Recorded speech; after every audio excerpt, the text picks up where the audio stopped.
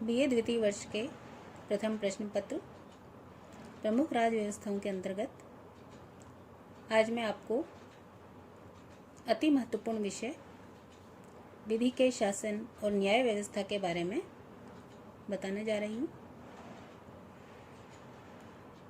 इससे पहले हमने विधि के शासन के अर्थ और विशेषताओं के बारे में विस्तार से चर्चा की थी। आज मैं आपको ये बताना चाहूँगी कि विधि के शासन पर कई प्रकार की सीमाएं या प्रतिबंध भी होते हैं। यानी कानून का शासन, यदि कोई ये चाहे कि कानून के शासन के नाम पर अनुचित शक्तियों का उपयोग करे तो उन पर भी प्रतिबंध लगाए जा सकते हैं। विधि के शासन की सीमाओं की यदि हम बात करें तो सर्वप्रथम इसमें आती है अधिकारियों की विवेकात्मक शक्ति। दूसरे स्थान पर लोक सेवा अधिकारियों के संबंध में विशेष स्थिति। तीसरा, प्रदत्त व्यवस्थापन। चौथा, प्रशासनिक न्यायालय।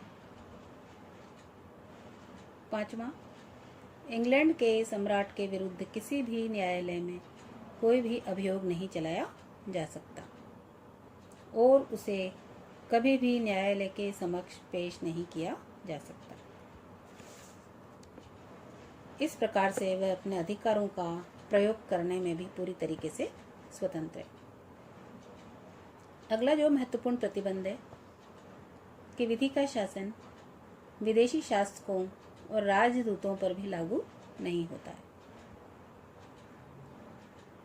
अगले बिंदु में गृह मंत्री को किसी भी विदेशी नागरिक को ब्रिटिश प्रजा होने का प्रमाण पत्र देने का अधिकार है।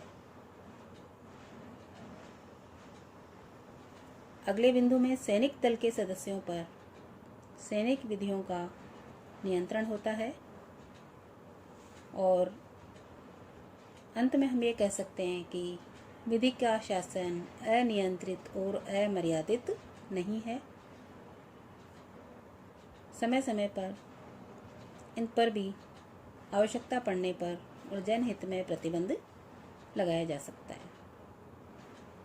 तो इस प्रकार से विधि के शासन का जो आशय है कि इंग्लैंड के शासन का संचालन किन्हीं विशेष व्यक्तियों की इच्छाओं द्वारा नहीं होगा, वरन विधि या कानून के अनुसार ही होगा, जिसमें हमने विधि की सर्वोच्चता, सभी नागरिकों के लिए एक ही प्रकार के कानून और न्यायालय, और विधि का शासन व्यक्ति के अधिकारों का किस प्रकार से रक्षक है, इस बारे में विस्तृत रूप में विवेचना की।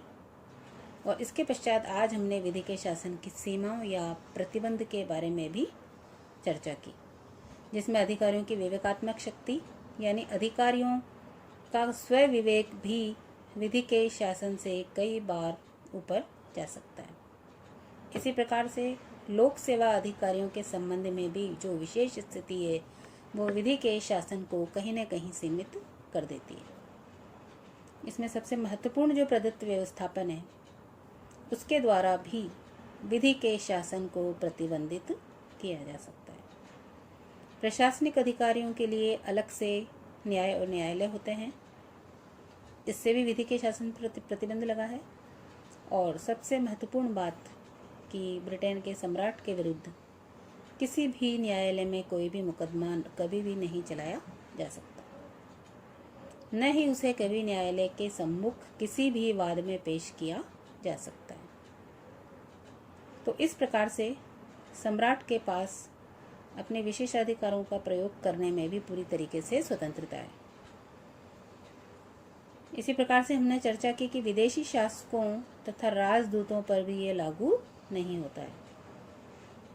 जो एक देश के गृह मंत्री हैं, जो ब्रिटेन के गृह मंत्री हैं, उनको भी किसी भी विदेशी नागरिक को ब्रिटिश प्रजा होने का प्रमाण पत्र देने का पूर्ण अधिकार है। इसी प्रकार से सैनिक दल के सदस्यों पर भी सैनिक कानूनों का ही नियंत्रण होता है। तो इस प्रकार से विधि का शासन जो ब्रिटिश शासन व्यवस्था का एक महत्वपूर्ण बिंदु है, उस पर भी कई प्रकार की सीमाएं और प्रतिबंध समय और परिस्थितियों के अनुसार ब्रिटिश शासन की व्यवस्थाओं के अनुसार लगाई जा सकती है। धन्यवाद।